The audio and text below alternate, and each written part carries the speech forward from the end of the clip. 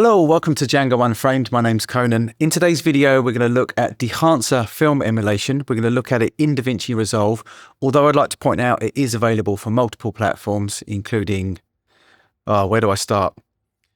For stills, it's available in Photoshop and Lightroom, Affinity and Capture One. For video, Premiere Pro, Final Cut, DaVinci. It's also available on iOS for your iPad and your iPhone.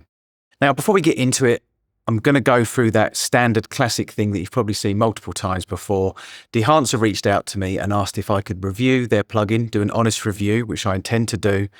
And in return, they gave me a license to review the plugin and a long-term license, not perpetual, but a long-term license for Dehancer. I'm grateful for that, and I'm grateful for the opportunity to review the plugin. Let's jump in. So I think the best thing to do would be for me to explain my workflow and explain how I use Dehancer and why I use it the way that I do. I am not an experienced colorist. I would say I'm intermediate. I know how to make things look good, in my opinion. I know how to get things to look the way that I want them to look.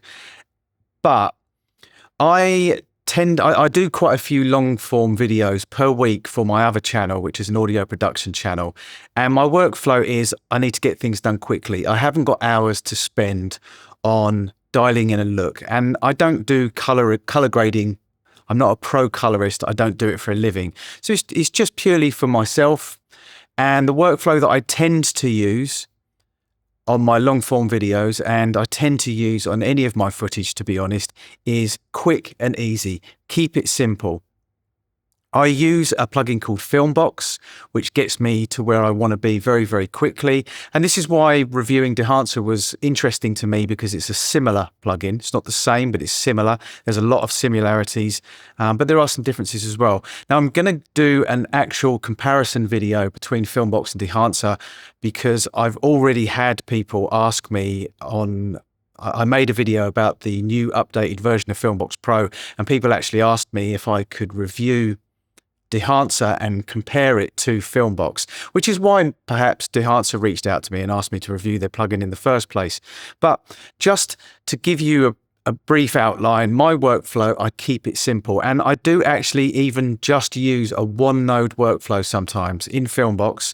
And what I'm going to do today is I'm going to show you a one node workflow in Dehancer, because you can use it like that. Sometimes, just to give you an outline, sometimes I will perhaps have some primaries previous to the Dehancer node or the Filmbox node, where I might get the white balance right if it needs it.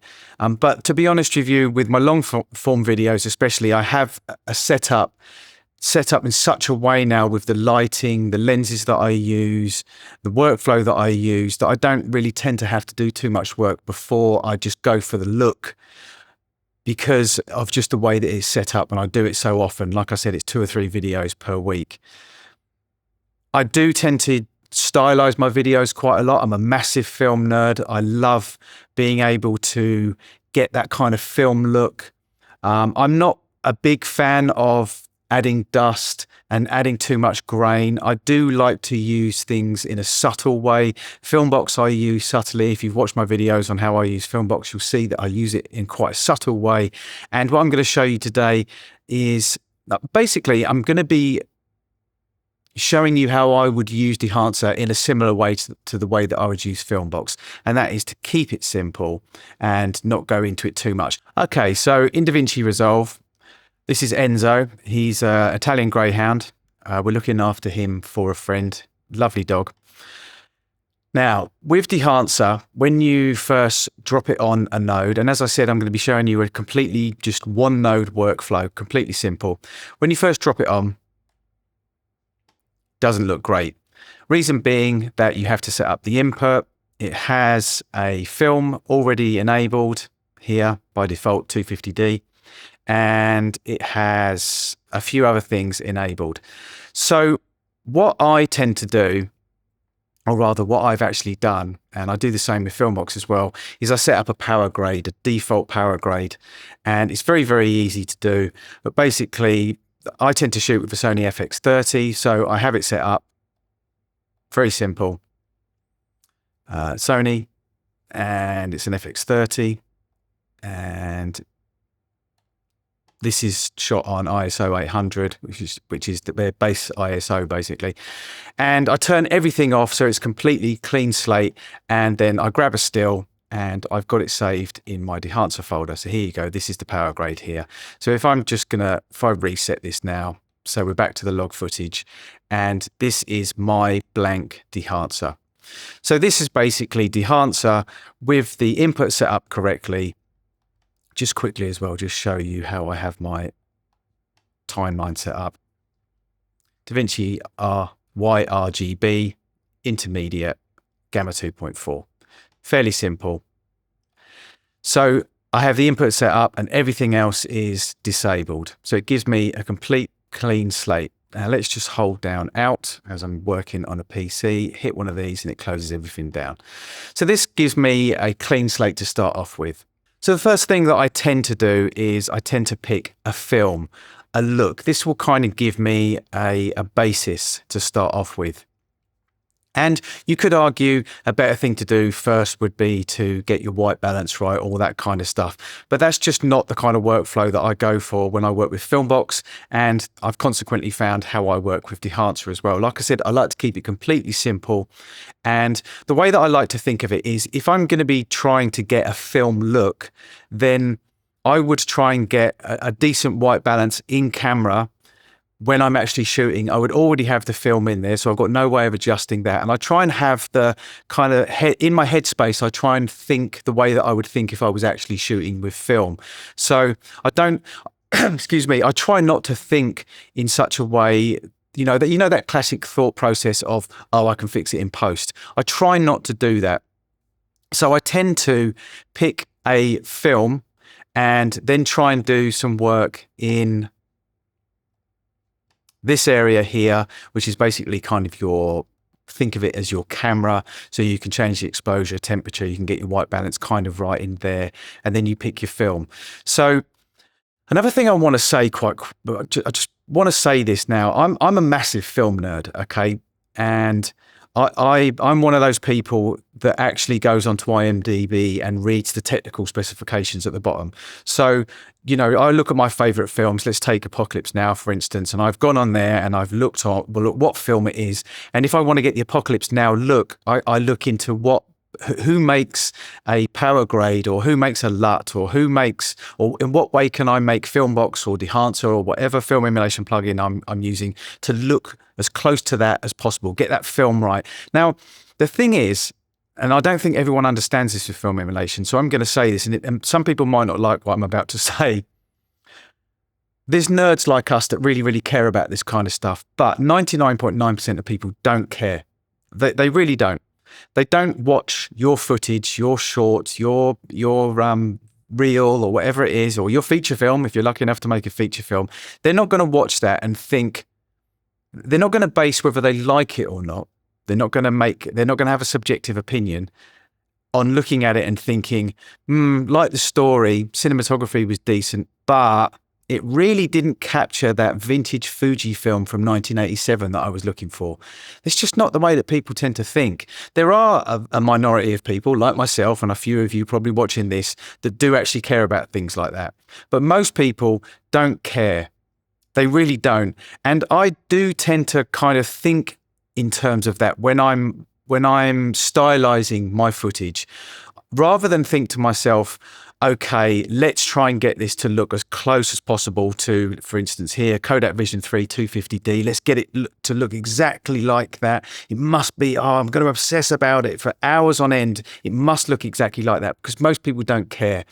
What I tend to do with Filmbox and with Dehancer is I will think of these as looks, as a base, as somewhere to start with. Do I like it? Is it suitable for this footage? Does it create the mood that I want it to create? Does it make the colors look the way that I want it? It has the light that I've originally shot. Does it suit this look? Does this film stock suit this? And what I did with Filmbox, and I can't say I've had a chance to do it with Dehancer yet because I've only really been using it for a week, but with Filmbox, I learn the stocks and I learn So say that I'm shooting a particular piece of footage, I'll be thinking to myself when I look at the footage, even in log, actually, I've got to the point where I can look at it in log and I'll think, do you know what? Ektachrome's going to look good on this. Now, the thing is, and this is what I'm getting back to, which some people might not like, I actually don't care whether Filmbox or Dehancer or anybody else, I don't care whether their emulation of Ektachrome, for instance, actually looks like Ektachrome. I don't care. What I care about is whether it's going to get me the look that I want, whether it's going to get me in the place that I want to be. And so I found by learning the film stocks that have been emulated by Dehancer, by Filmbox, Video Village, etc., I learn them in such a way that I can utilize them in the best way possible for the footage that I've got. Now, it might sound a little bit backwards, but it's just the way that I like to work. And, you know, I'm thinking that perhaps it might inspire some other people that are watching this video to perhaps work in the same way. Learn the film stocks for that. Don't break your balls and obsess about whether or not it looks exactly like the film stock that it's supposed to be emulating. And I'm sorry, Dehancer, and I'm sorry, Video Village. I know that you put a lot of time into emulating these stocks, but the truth is, or at least my truth, my opinion, is that there's absolutely no way that you can compare the film stock that's being emulated to the film stock, the actual film stock, unless you shot the footage on your digital camera and at exactly the same time you shot the footage on a film camera using that film stock, same light, same lens, same time, same atmosphere, same temperature, same everything. And then, as if by some miracle, you could then process that film stock so that it was exactly processed without any problems or issues or anything like that. And then you compared it to the film stock in the plugin, be it Dehancer, Filmbox, etc., then you might actually even be in the ballpark to be able to compare those together to say whether or not they actually look like those film stocks. And the reason why I'm bringing this up, and I'm sorry that I'm going off on a tangent a little bit here, but I think it's relevant. The reason why I'm bringing it up is because I see people obsess over this in forums and people saying, you know, people putting Dehancer down and putting Filmbox down and putting various other film emulation plugins that I've used and LUTs and power grades, and them saying that doesn't look like the film stock from Apocalypse Now or from The Batman or from etc. It's supposed to be that film stock, but it doesn't look like that. Well, the thing is that 9 times out of 10, people are taking their footage, which might be them walking through some woods or them videoing their wife sitting on a rock on top of a mountain, and they'll compare it to the car chase in The Batman. Or they'll compare it to the nighttime scene in Apocalypse Now where they have a big R&R session and there's ladies landing in helicopters, etc. And they'll say, it doesn't look the same. It's not the same film stock. You said it's this film stock. You said it's Kodak 5247. This doesn't look like Kodak 5247 if I apply this plugin. So what I'm trying to say is that it's pointless obsessing over it because you're not going to be able to really compare it definitively because the conditions aren't the same, the lens isn't the same, the cinematographer's not the same, or all the other variables that are involved in shooting that particular piece of footage on that day. And let's not even go into the processing that's involved in the film afterwards and how it might have been processed, how printer lights might have been involved, how push and pull process might have been involved. There's so many things, so many variables that are involved. So it's pointless obsessing whether or not these film stocks are completely accurate emulations. That's what I was getting to, and I probably could have said that in about 30 seconds. So you might have skipped this entire session, but I did think it was relevant. So finally, let's get into me actually color grading in DaVinci Resolve with Dehancer on Enzo. As you can see, bottom corner, I've just put this on there for you so that you know it's a Canon FD 20mm. I think it was at f2.8. Look, you know, that's the widest that you can go on the lens, and there was no lighting. This is completely natural lighting, so I'm fairly certain that I did shoot it on 2.8, but I did have a speed booster on there, and what the speed booster can do, I'm shooting on an FX30, so it's a crop sensor Super 35. The speed booster can actually give you a little bit more light, so it could be closer to 2.4 or 2, so I can't really give you an accurate reading, but I've just put that in the corner so you know what lens it is. I love the FDs, by the way, fantastic lenses. I've got a whole load of different ones from 20mm up to 50mm, and I absolutely love them. So like I said, we have got a completely blank canvas, and looking at this,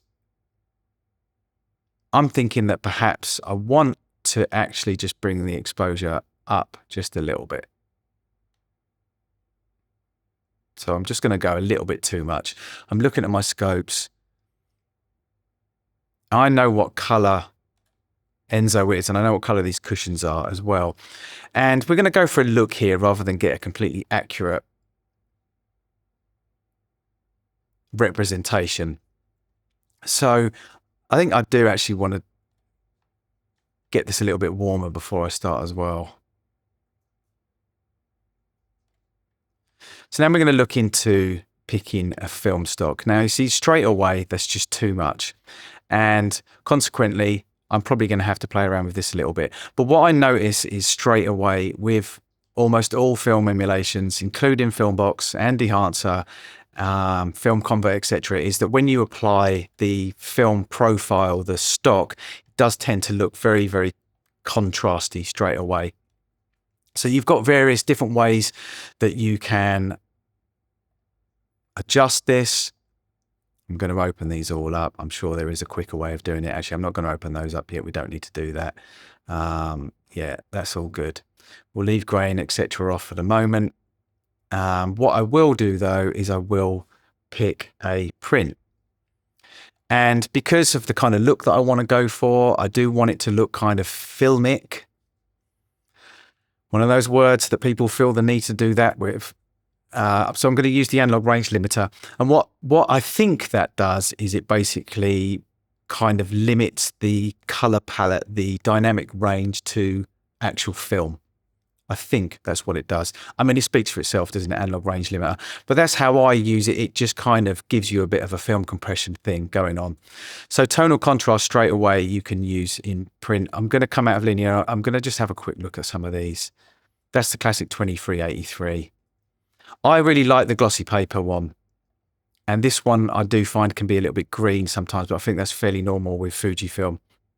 And obviously you've got Cine on Film Log as well, which you can then apply another LUT to afterwards. But there are other reasons why you would use Cine on Log, but I'm not going to go into that right now. So you can adjust the exposure at the top on the input, and you can actually change the exposure in the print as well. It has slightly different effects. I'm going to bring the exposure down just a little bit. So I'm just looking at my scope again here. Now looking at this, it does look a little bit flat. And I'm a big fan of printer lights, okay? And in Colorhead, this is kind of the printer lights of Dehancer. So obviously if you have gang on, it's going to affect all of them at the same time. They'll all move. But I like to kind of dial in a look quite early on. Once I've got the print chosen, which we're going to stick with glossy paper because I just think it looks best. I'm not trying to emulate glossy paper. The same way that if I chose any of these, I'm not saying that that is exactly like a 2383. But for this particular look, I'm going to go for that one. But I might change my mind. In here as well, this color density is really good. Now, I quite often use a DCTL for color density from Mono Nodes. He does some fantastic DCTLs. And I know Darren Mostyn really likes the color density mononode DCTL as well. But it's nice and subtle. And the way that I use Dehancer, you know, like I said from the very, very start, it's a very, very simple one node setup. Keep it simple. But I like to use it quite subtly. Like I said, I'm not a massive fan of the whole pile on the dust, pile on the grain, etc., etc. Unless I'm going for a particular effect. You might be making a video where you want to just like show like a 20-second like flashback or something. So you might just pile it on so it looks like 8mm or 16mm. And Dehancer is really, really good for that. Whether it's completely accurate, again, we don't care, do we? Some of us do, but most people don't. So looking at this, I'm thinking that I do actually want to bring a bit of red into this. And what I need to make sure I do is it's enabled. So you can see by bringing a bit of red into it and just balancing things out a little bit, it just adds a little bit of warmth. That's probably just a little bit too much. It's nice having the individual tick boxes where you can enable certain areas. So you can A/B quite easily. I'm starting to like the look of that. Color density. Now, look at this cushion here.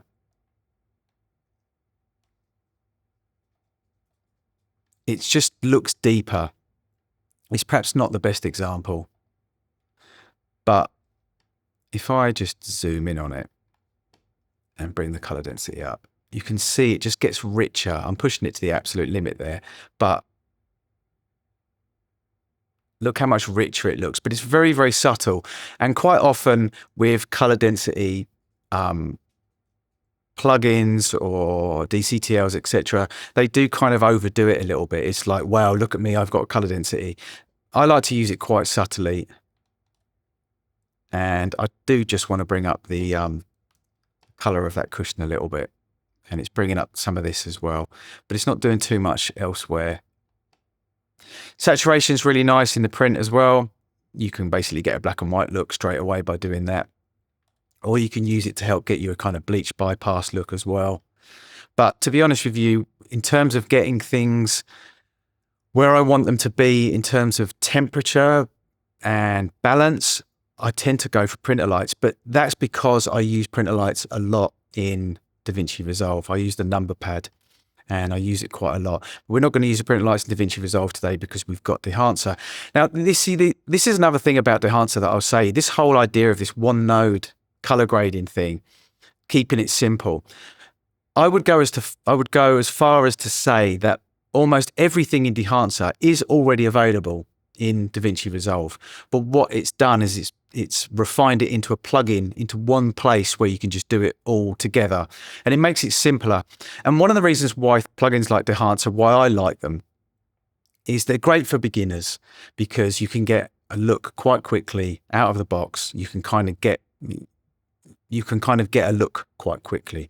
They're good for intermediate people like me who are still learning about film processing, color grading. It's fantastic for somebody who wants to learn more about the process of film right from the start, from the camera, from the lighting, how it's set up, right through the processing, what film was used, how it's printed, the processing afterwards, the printer lights, the grain, all those kind of things. It teaches you about halation and bloom. So as an educational tool, Dehancer is really, really good. And that's one of the reasons why I loved Filmbox. And I explained that in my Filmbox video, actually, that for somebody like me who's still learning about color grading and hasn't ever shot and never will shoot on any of these film stocks that it's emulating, it gives me a chance to kind of get in the ballpark or to at least learn a little bit about what these films, the process behind them, and teach you about color and teach you about film and teach you about how the films that you love from the 60s, 70s and 80s, talking about myself here, for instance, how they got those looks, how they got those colors, and how much more difficult it was many years ago to get those looks. They didn't have the tools that we have now. And then it's good for people who are professional colorists as well, because they can quickly dial in a look, and it's really useful to them. Because one thing I have noticed with people, like if you're really into color grading, you probably know these people already, Cullen Kelly, Darren Mostyn, people like that, is they do actually keep it very, very simple. I do follow some other color graders that will have these super complicated node trees, but Darren and Cullen, I'm using them as an example, they do tend to keep things quite simple. Cullen's very big on work smarter, not harder. Keep things simple. Don't pile on loads of different, I need to put another node here, another node here, another node here. And what you end up doing is you're actually piling on nodes before and after another node to try and counterbalance what you did in that node. And what you should really do is just start all over again. And I'm big on that. And why I like plugins like Dehancer and Filmbox, for instance, is you can get to a certain point, you can grab a still, you've got it over here, and you can start again very quickly, and you can very quickly dial in your look again. Now, straight away, to be honest with you, I'm kind of already liking the way that this looks. Now, with this section here, under color head, this is where you can kind of get the split tone look in your shadows, your midtones, and your highlights. But again, it's very, very subtle. And you also have things like impact here as well, where you can dial in the look. You can kind of overdo the look if you like, and then you can just dial it back a little bit overall with the impact. So with the shadows, warmer, cooler, straightforward. It's the same with the midtones as well. And with the highlights, if you want them cooler or warmer, you know, a standard look that we all know about is having the highlights warmer and the shadows cooler. So you can do that in Dehancer as well. It's not really working here. There's not a whole load of shadows going on. It's kind of quite, there's a lot of light going in there. So I don't really need to do the whole split tone look there. Film grain, bloom, film damage, etc. All these things, they're really, really great if you want to kind of go for a little bit more authenticity. One thing I will say that I have found with Dehancer is I really like the vignette, and I've actually been using Filmbox to get my look. And there's another DCTL for mononodes that I use called Look Lab Print. Was it Lab Look Print? I can't remember. But what I've been doing when I want a vignette, and I do really like vignette, I like the look. And the thing is, because I use Super 35, there's a lot of vintage lenses that I use that on a full frame lens, you do get a little bit of vignetting, but you get less vignetting on a Super 35 frame with some of these lenses. So I do sometimes have to add a vignette. And the Dehancer vignette, I do really, really like. And I've got a couple of other DCTLs and overlays, etc. vignettes, which are decent enough. And the vignette plugin in DaVinci Resolve is decent as well. But I do really, really like the vignette in Dehancer. And for me, going forward, it's something that if I want a vignette, I'll probably use Dehancers. Most of the like overlay style type things that you have, actually it's not most, but there's a few that have this mask mode. And what that does is it gives you a chance to see what you're actually doing. So for instance, if I want to change the vignette to make it kind of more like that and more just on the edges, I can use this mask mode, and then I can turn it off. And now I have a vignette here, here, here, and here. So you're kind of getting almost like an anamorphic style kind of vignette there. And you've got feathering, etc. as well. And if you want to change the center, which I don't know why you would want to, but I guess for some creative reasons you might want to. So the other things where you've got the mask mode, I think was in Halation, bloom as well. So you can enable this. Now, looking at this here, I don't really think you're going to see too much of an effect of halation, to be honest. Maybe potentially around his ears, perhaps. Yeah, there is a little bit there. You can see it a little bit. And what I've also noticed as well with halation on Dehancer, I don't know enough about film and to know whether this is a thing or not, and the different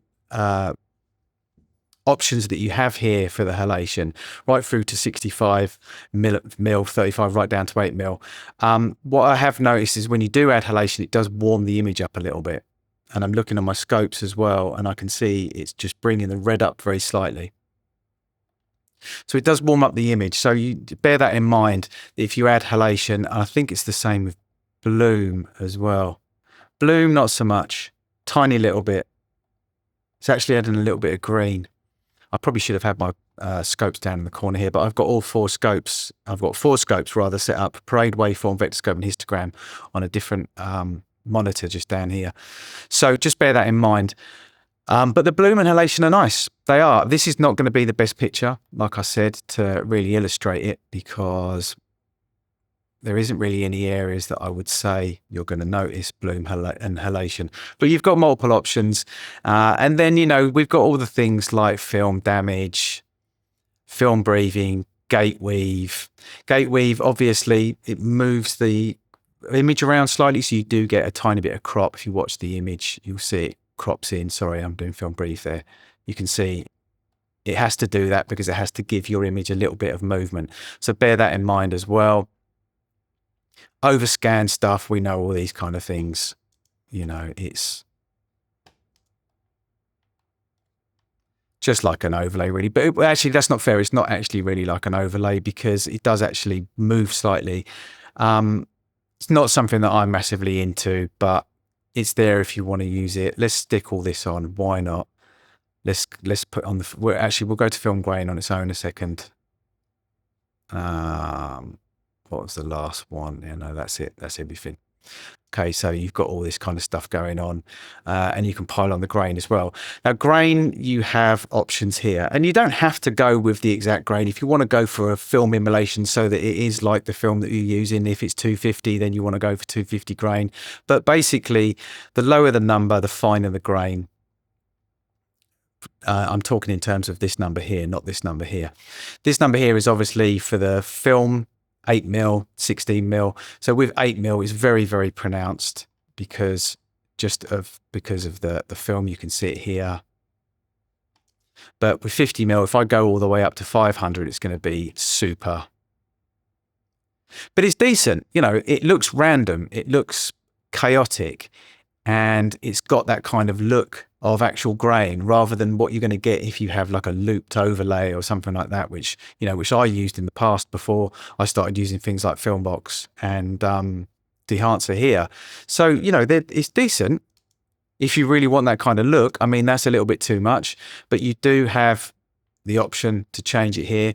So for me, for something very, very subtle, I tend to go for 65mm at 50, and it's super subtle then, but it's still there.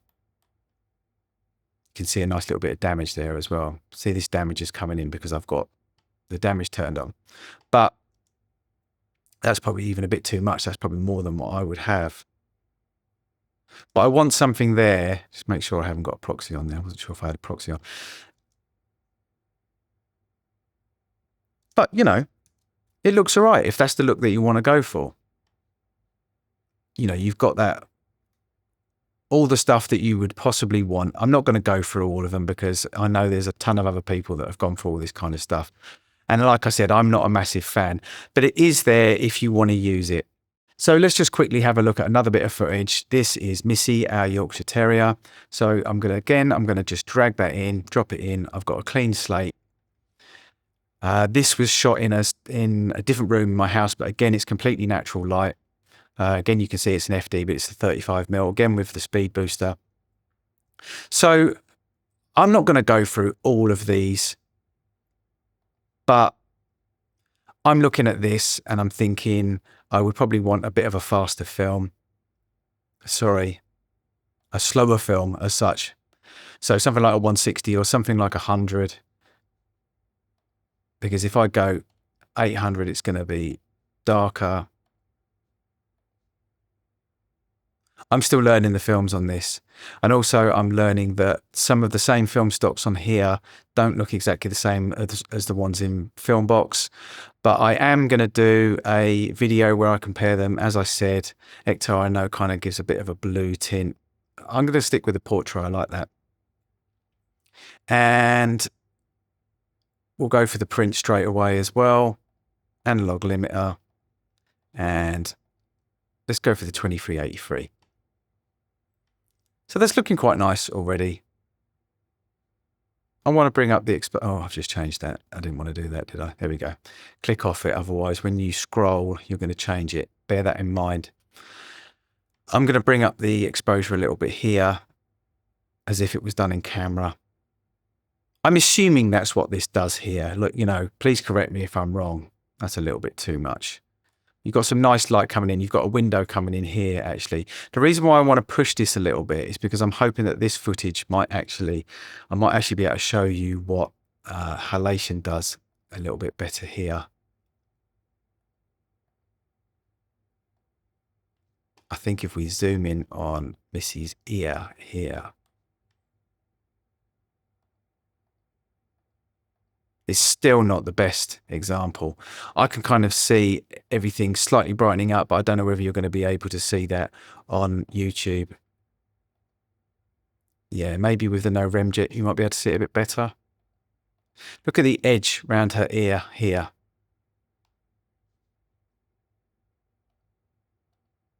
This one also has the mask mode as well. Look, you can very lightly see, if I just push this a bit further, you can see these are the areas that are being affected by the actual halation. So that's really useful. Push that a bit too far now. But that's probably better footage to show halation in use. But again, it's quite subtle. I'd like to bring out the color of this a little bit. So I might use the color density here again, just to get that to look a little bit richer. That looks nice to me. Obviously, enabling and disabling that is also going to enable the print film as well, but it looks nice and rich. It's a nice color. Quite true to what Missi looks like. Possibly, let's just enable this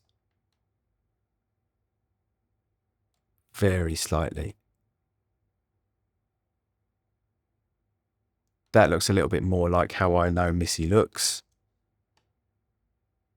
She's so good in front of the camera. You can hold her for about, yeah, there you go, about 10 seconds, and then she starts getting bored. But she's great in front of the camera. All my dogs are just so used to me sticking a camera in their face. Oh, Conan's got a new lens. Here he comes. He's coming with his camera. So there we go. That's our hero shot there. We'll go for that. Her looking straight into the camera. So there you go. It probably went on for a little bit longer than I was expecting it to. I really did think I was going to be doing like about 10 minutes, but this is probably closer to half an hour. That is how I use Dehancer. I use it quite subtly, and I like a quick workflow because, as I explained, I haven't got hours to dial in and look. And something like Dehancer is ideal if that's the kind of thing that you want to do. Again, I'm going to go back to Filmbox as well. Filmbox is what I've been using up to this point. Will I switch to Dehancer from Filmbox? I mean, look, you know, I have the option to use both, so I'll probably make that decision on the day. Because of how I explained how I like to work, learning how the film stocks will affect the image and learning what when I look at the image in DaVinci Resolve, I can look at it and I can think, right, okay, I know that if I stick a Ektachrome on that or a Fuji Velvia on that, I know how it's going to make it look.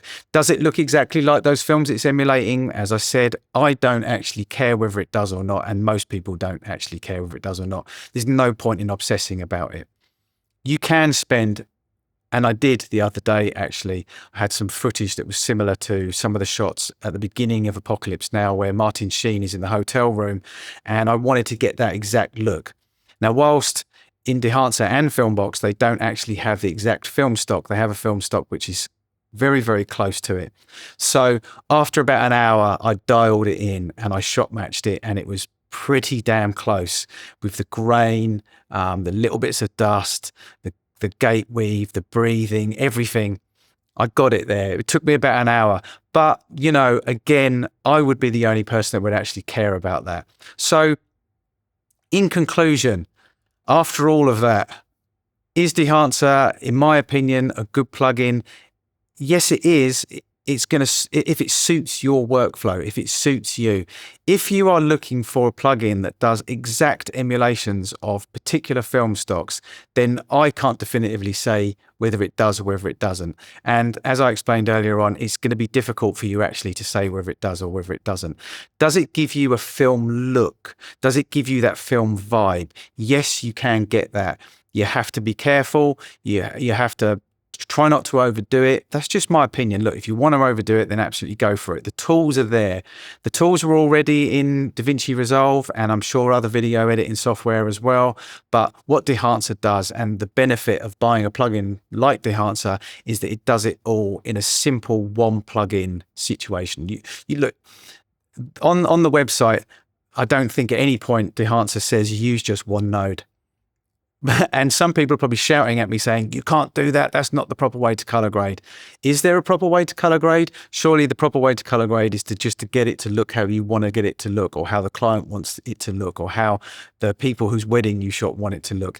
If you can get that in Dehancer with just one node, then just do it with one node, right? There's nothing wrong with that. So yeah, it's decent. It's a decent plugin. I enjoy using it. It's very easy. It's very straightforward. It's a good educational tool. I'm learning more about the film process. It's helped my journey in terms of color grading. It's helping me it's helping me in DaVinci Resolve a lot, because what I'm doing is I'm looking at particular things in Dehancer and I'm thinking, okay, so that's probably available in DaVinci Resolve. Where can I find that in DaVinci Resolve? And how much more control do I have over that particular thing? Like, say, the printer lights, for instance, or the contrast curves, or the hue and saturation, those kind of things. I have more control over that in DaVinci Resolve. So how can I use that? How can I use the DaVinci Resolve version of it? And how does it compare to the way Dehancer has it utilized in their plugin? So it's very interesting for me as an educational tool. And I don't know whether other people would use it in that way, but you certainly can use it in that way. And it teaches you about film. It teaches you about the process of film. And for that reason alone, I think I actually like the plugin. So thanks for bearing with me. I know I probably rambled way too much, but I hope that there were some interesting things in there for people. Thanks for watching. This is Django Unframed. My name's Conan. Till next time.